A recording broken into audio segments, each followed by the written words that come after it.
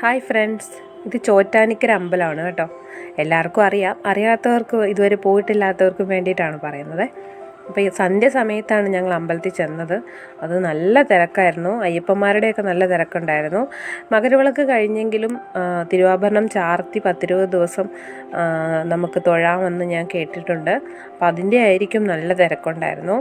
എല്ലാ അമ്പലത്തിൽ പോയപ്പോഴും എല്ലാ അമ്പലത്തിലും അയ്യപ്പന്മാരുടെ തിരക്കുണ്ടായിരുന്നു. അപ്പോൾ ഇതാണ് അമ്പലം. ഞങ്ങൾ 1 മണിക്കൂറോളം ക്യൂ നിന്നിട്ടാണ് ഉള്ളിൽ കയറിയത്.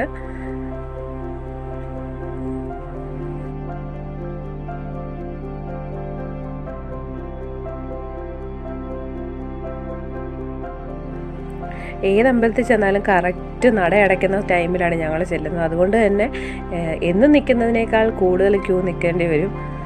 ഇത്തവണ അങ്ങനെ തന്നെയായിരുന്നു. പിന്നെ അവിടെ തൊഴുതിറങ്ങിയ ശേഷം കീഴേക്കാവിൽ പോയി. അവിടെ ഭദ്രകാളിയാണ് പ്രതിഷ്ഠ. ഇവിടെ ചോറ്റാനിക്കര അമ്മയും അവിടെ ഭദ്രകാളിയാണ്. അവിടെയും പോയി തൊഴുതു.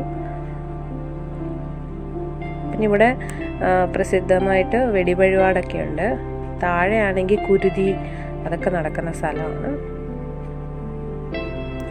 പിന്നെ ദീപാരാധന സമയമായിരുന്നു ഞങ്ങൾ ചെന്നത്. ആ സമയം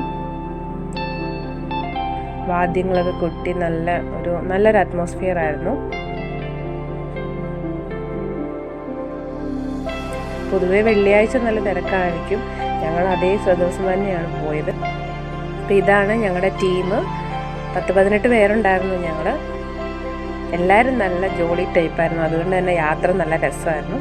അപ്പോൾ ഈ വീഡിയോ ഇത്രയേ ഉള്ളൂ.